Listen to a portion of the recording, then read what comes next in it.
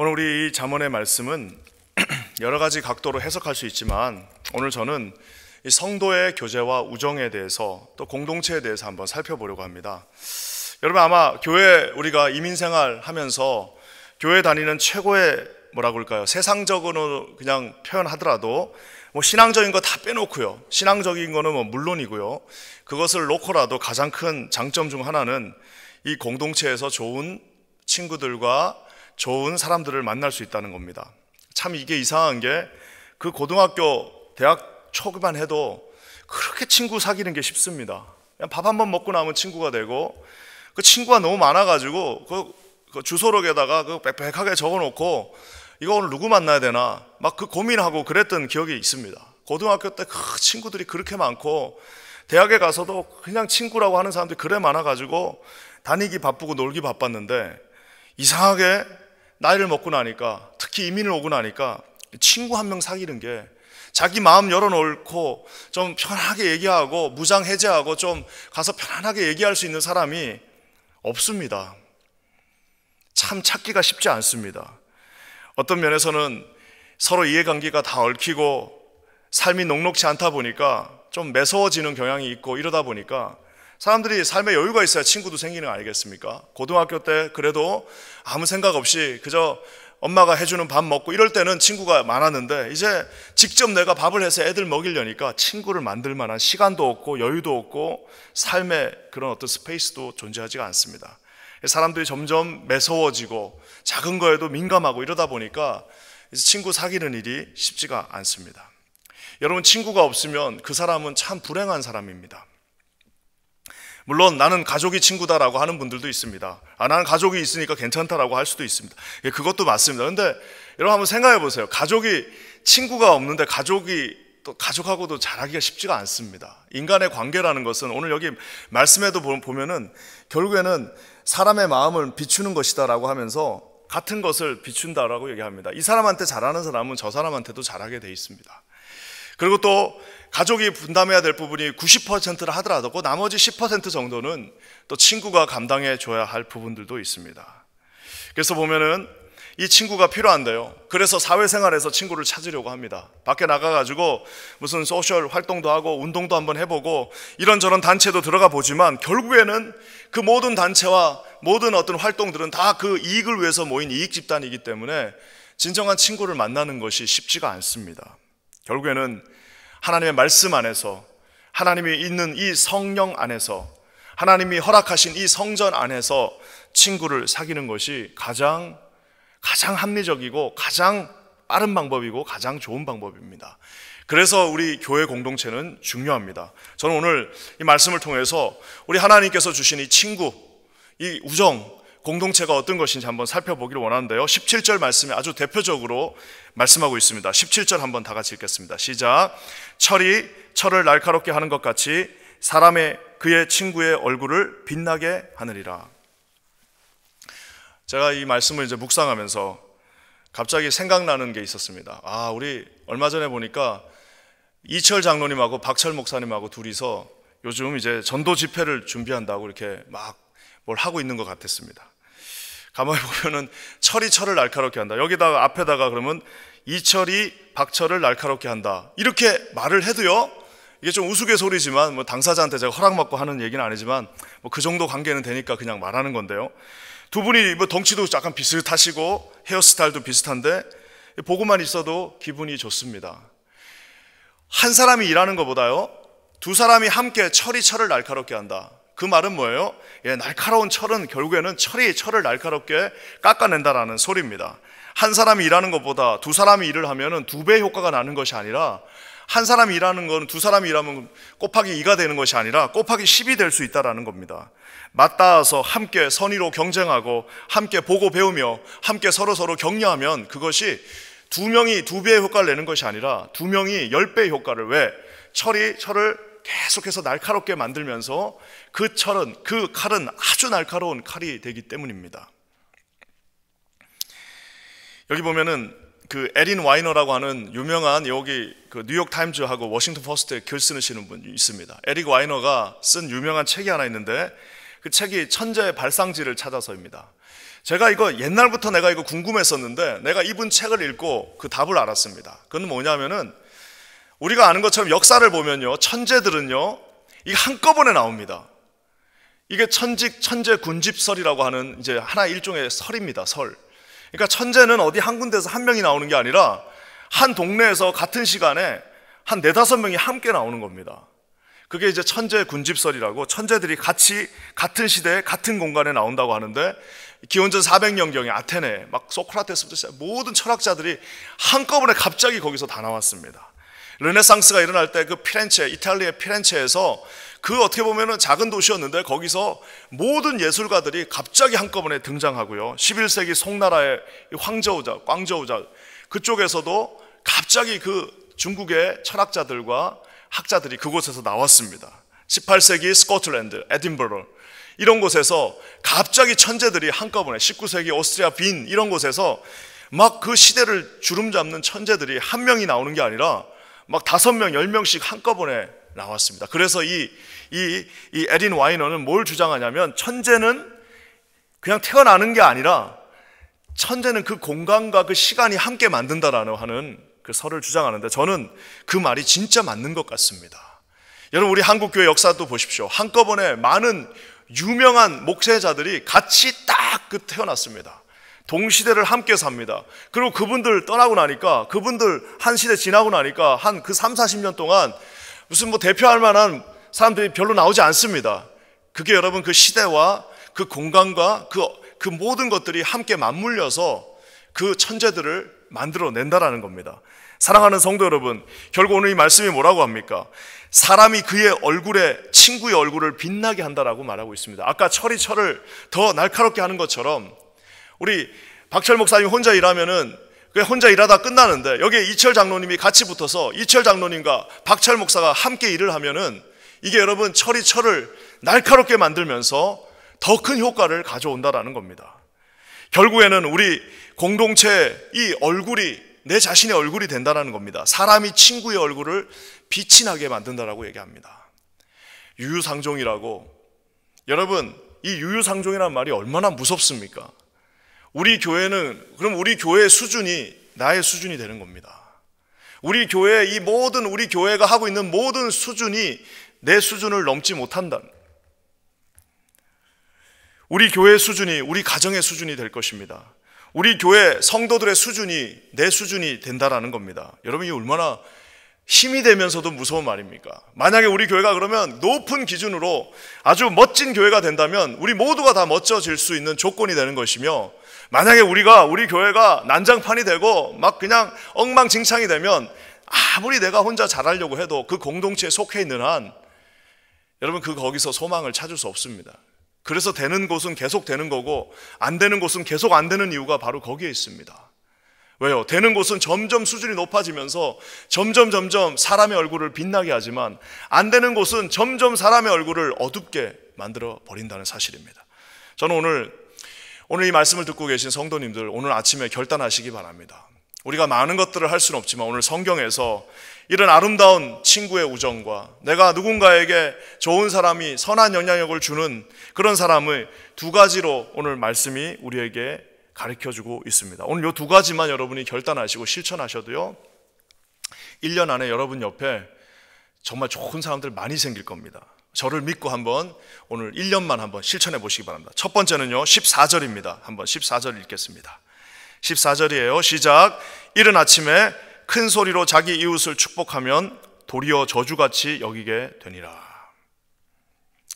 이게 참 재밌는 표현인데요. 축복은 좋은 말이잖아요. 축복은 좋은 거죠. 축복은 아주 좋은 겁니다. 근데 아무리 좋은 축복이라도요 이것을 매너 있게 배려하는 마음으로 하지 않으면 아무리 좋은 축복도요 받는 사람이 저주로 받을 수 있다는 겁니다. 이게 얼마나 무서운 말입니까? 그 좋은 축복을 주고도 저주를 줬다라고 평가받을 수 있다는 말입니다. 그냥 그 노력을 다하고 그렇게 많은 것들을 줘도 받는 사람 입장에서는 그거를 저주라고 쓸 수 있다는, 축복으로 받았는데 저주라고 쓴다는 거예요. 축복은 좋은 것이지만 뭐 잠을 자고 있는 아침에 가서 내가 너를 축복한다 라고 하면 그 사람이 좋아하지 않겠죠. 그러니까 아무리 좋은 것을 줘도 주는 방법도 중요하다는 겁니다. 어떻게 줘야 됩니까? 아침에 일어나서 좀 일어났을 때 이렇게 뭐라고 그럴까요? 이렇게 다 같이 모여 있을 때 좀 이렇게 축복합니다라고 말하는 것이 훨씬 더 좋다는 겁니다. 그래서 저는 이 형식과 방법도 진짜 중요하다고 생각합니다. 그냥 뚝 던져주는 게 아니 뭐 마음만 전하면 되지. 여러분 그 마음이 전달이 안 됩니다. 사람끼리는. 그렇기 때문에 툭 던지는 것도 중요하지만 그 던지는 물건도 중요하지만 그 물건을 잘 이렇게 기분 좋게 배려하는 마음으로 던지는 것도 중요하다는 말입니다. 여러분 축복이 저주가 될 수 있다는 말은 심지어 저주도 축복으로 만들 수 있다는 반대말로 또 우리가 어느 정도는 이해할 수 있습니다. 제가 예전에 이제 미국에서 유학할 때 도서관에서 일했는데 그때 해고를 당했습니다. 왜냐하면은 이제 그때 그 학교가 갑자기 좀 경제적으로 어려워지다 보니까 거기 있던 많은 직원들 중에 몇 명을 이제 이렇게 레이오프를 시켜야 됐습니다. 그래서 이제 뭐 저랑 우리 이제 몇 명 이제 좀 늦게 들어온 사람들 위주로 해서 레이오프가 됐습니다. 굉장히 기분 나쁜 저주잖아요. 저희 가족으로서는 이제 경제적인 것들이 끊어지는 거다 보니까 너무 힘든 순간이었는데요. 참 그 해고를 당하는 순간이었는데 거기 있던 담당자가 와서 이제 저하고 이제 얘기하는 그 과정 속에서 이렇게 좋은 매너가 사람의 마음을 녹일 수도 있다라는 생각을 하게 되었습니다. 물론 참 어려운 순간이지만 그 어려운 순간도 이렇게 잘 넘겨갈 수 있다는 것을 느꼈습니다.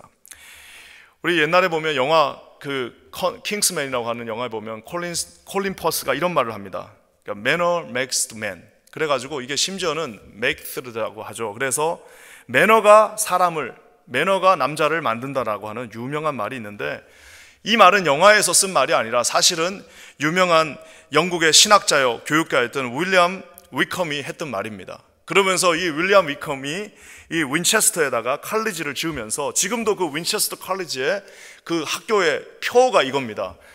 그 manner makes man. 이 매너가 이 뭐라고 할까요? 사람의 그 매너가 그 사람을 만든다라고 하고 있습니다. 매너라는 게 여러분 뭐예요? 말투, 그 다음에 몸에 배어있는 어떤 행동 거지, 그리고 신실하게 약속을 지키는 그 모든 모습들, 그 신실한 하나하나 그 매듭들이 모든 것들이 모여져서 그 사람을 만든다라고 말하고 있습니다. 사랑하는 성도 여러분, 세상에 가장 어리석은 사람들은 친구가 가깝다는 이유로 막 함부로 대하는 사람이 있습니다. 여러분 함부로 대하는 것 이거를 지금 헷갈려 하시는 분이 있는데 허물 없이 대한다라고 얘기하면서 함부로 대하는데 허물 없이 대하는 것은 서로가 솔직하게 자신의 연약함을 내어놓고 만나면 좀 넥타이도 풀고 편안하게 앉아서 얘기할 수 있는 그런 상대를 말하는 거지 그렇다고 해서 막 함부로 막 말하고 함부로 막 장난치고 이러는 것은 친한 친구에게도 예의는 지킬 수 있어야 한다는 겁니다. 중년의 나이가 되었어. 이제 나이가 이제 중년으로 접어들어서 자녀들 다 키웠는데 자녀들 언젠가 다 떠나지 않습니까? 그러면 결국에는 뭐가 남습니까? 이 교회 공동체가 남습니다. 자녀들 아무리 내가 그 사랑을 그렇게 100배 1000배로 줬지만 결국에는 다 떠나고 이 교회 공동체 안에서 우리가 함께 늙어가면서 함께 나이 먹으면서 옆에 있는 사람이 내 친구가 되어주고 내가 아프면 그저 내 자식들보다 먼저 달려올 사람들이 내 친구들인데 이 중년의 친구들은 돈을 주고도 살 수 없습니다. 어떻게 해야 된다고요? 아주 하나님 앞에 격식을 가지고 최선을 다해서 그 사람을 배려하면서 섬길 때 하나님에서 주시는 축복이라고 저는 생각합니다. 사랑하는 성도 여러분, 오늘 당장 여러분 매너를 가지고 격식 있게 여러분 주변에 있는 사랑하는 우리 목장 식구들과 우리 교회 친구들 한번 여러분 섬겨 주셨으면 좋겠습니다. 하나님의 은혜가 그런 마음을 가진 자들에게 함께 할 것입니다. 또한 한 가지가 더 있습니다. 21절 말씀인데요, 우리 21절 말씀 한번 다 같이 읽겠습니다. 시작. 도가니로 은을, 풀무로 금을, 칭찬으로 사람을 단련하느니라. 여기 보면은 도가니가 은을, 풀무가 금을, 칭찬이 사람을. 참 표현이 재밌죠? 결국에는 칭찬이 사람을 단련하게 만든다라고 말하고 있습니다. 우리가 한 번쯤은 들어봤을 그 자기 개발서라고 그러죠. 칭찬은 고래도 춤추게 만든다라고 하는 그 책이 있습니다. 그 칭찬은 고래도 춤추게 만든다라고 하는 그 책은 4명이 함께 썼습니다. 4명이 공동 저자인데 그 중에 한 명인 이 척 톰킨스는 말 그대로 진짜 플로리다에서 이 큰 범고래를 조련하는 사람입니다.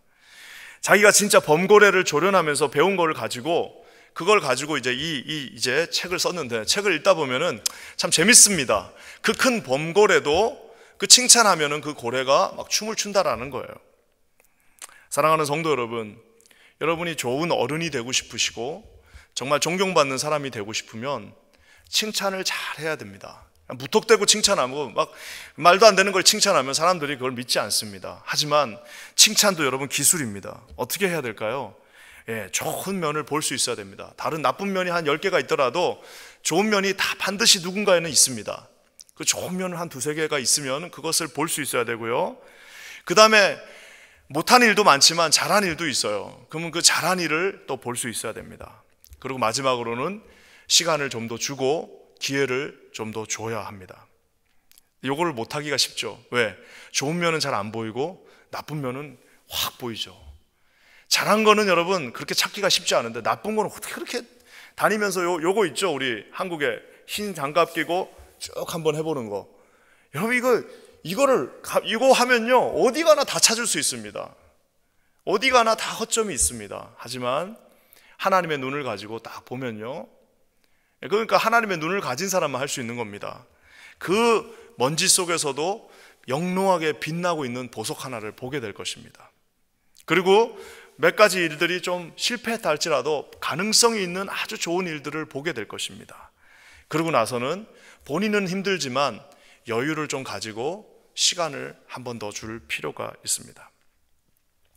서로가 서로를 칭찬하는 교회는 이거는 진짜 성공하는 교회입니다. 여러분 이 고래가 춤을 춘다면 칭찬하면은 우리 목사님들은 더 춤을 추는 게 아니라 아주 날라다니 브레이크 댄스를 추지 않겠습니까? 우리 장로님들에게도 칭찬해 주시면 장로님들이 춤을 추지 않겠습니까? 우리 일하고 있는 많은 부장 집사님들과 사역자들이 있는데 뭐 그분들이 월급 받고 하는 것도 아니잖아요. 다 자기의 힘을 내서 자기 재정을 내면서 자기 시간을 들여서 하는데 칭찬은 못 해줄지언정 우리가 다니면서 이거 하는 거는 우리 킨자 한인교회에서 저만 하면 됩니다. 제가 다니면서 나쁜 일은 제가 할 테니까, 혼내고 못한다는 말은 제가 할 테니까 여러분들은 칭찬하시면서 존경받으시기 바랍니다. 칭찬하는 사람을 하나님께서 아름답게 사용하십니다. 그리고 여러분들의 후배가 여러분들을 존경하게 될 것입니다. 다니면서 이러면요 아무도 존경하지 않고 다 무서워합니다. 그리고 다니면서 막 그러시잖아요. 그러면은 그분 오면은 경직됩니다. 저는 우리 킨자 한인교회 그런 분들은 없었으면 좋겠습니다. 그저 저 일을 하는 몇 명, 그리고 악역을 담당하는 뭐 저랑 몇 명, 이런 사람들이 다니면서 당신 왜 그렇게 했냐, 이거 이렇게밖에 못하냐라고 이렇게 얘기하는 거가 저는 옳다라고 생각됩니다. 여러분들 모두는 존경받고 여러분 공동체에서 아름다운 친구들을 많이 만드시는 우린 그런 성도님들 되시기를 주님의 이름으로 간절히 축원합니다. 사랑하는 성도 여러분, 이 배려하고 또 이렇게 뭐라고 그럴까요? 격려하고 하는 이 모든 것들은 사실은 여러분 우리 스스로 하는 것도 중요하지만 이것을 우리가 왜 해야 되는가를 볼 필요도 있습니다. 오늘 말씀을 마무리하면서 배려와 이 격려, 예의 있는 배려와 칭찬의 격려의 아이콘이 있습니다. 그것은 바로 예수 그리스도이십니다. 사랑하는 성도 여러분, 예수 그리스도께서 모든 대하는 사람들을 다 예의 있게 아주 배려하시면서 예의를 갖춰서 대해 주셨습니다. 어린아이들이 나에게 오는 것을 금하지 말라. 심지어 세상 모든 사람들이 다 뭐라고 하는 그 창녀에게도 예의를 다해서 물 한 잔 주실 수 있겠습니까? 죄송하지만 저에게 물 한 잔 주실 수 있겠습니까? 라고 정말 모든 예의를 갖춰서 그 여인 하나를 대해 주셨습니다. 간음하고 현장에 잡힌 여인에게도 저는 우리 예수님께서 그 장면을 한번 상상해 봅니다. 간음하다 현장에 잡힌 여인은 돌을 치냐 마냐 막 난리를 치면서 돌을 치냐 마냐 하는 이 손가락에 흙을 묻히는 이 많은 사람들 앞에서 우리 예수님께서는 그 여인에게도 아주 정중하게 예의를 갖춰서 여기 당신을 정죄하는 사람들이 있습니까? 없다라고 하니까 다음부터는 그렇게 하지 마십시오. 다음부터는 이제는 주님을 위해 사십시오라고 정중하게 예의를 갖춰주셨습니다. 성경에 있는 모든 인간론을 보십시오. 성경만큼 세상의 어떤 철학책과 윤리책보다도 인간을 더 우대하고 아끼는 책은 없습니다. 사랑하는 성도 여러분, 오늘부터 예의를 갖춰서 주변 사람들을 챙기시고 격려하시고 배려하시는 저와 여러분 되시기를 주의 이름으로 간절히 축원합니다. 우리 주님이야말로 얼마나 우리를 많이 칭찬해 주셨습니까? 우리같이 보잘것없는 자들을, 여러분 성경을 보면 결국엔 다 우리를 칭찬하는 말 아닙니까? 할 수 있다, 너가 부족하지만 내가 너를 격려한다라고 하는 그 모든 말들이 이 성경에 다 있습니다. 결국 저와 여러분은 우리가 예수님을 흉내내면 됩니다. 예수님이 하신 그 방법대로 예의와 배려를 하며 사람들을 대하고 칭찬과 격려로 우리의 다음 세대들을 우리가 챙긴다면 우리 퀸즈 한인 교회는 이 공동체가 철이 철을 빛나게 하며 사람의 마음이 사람에게 전달되는 것처럼 이 공동체에 속해 있는 것만으로도 우리의 수준이, 우리의 격조가 높아지는 것을 보게 될 것입니다.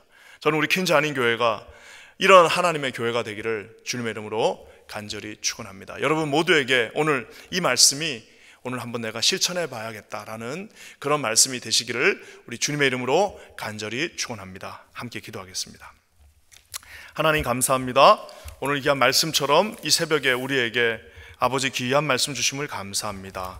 하나님 안에서 예수님이 그려하셨던 것처럼 예의와 배려하는 마음 허락하시고 칭찬과 격려를 아끼지 않는 마음 허락하여 주시옵소서. 주님께 모든 영광 돌리며 예수님의 이름으로 간절히 기도합니다. 아멘.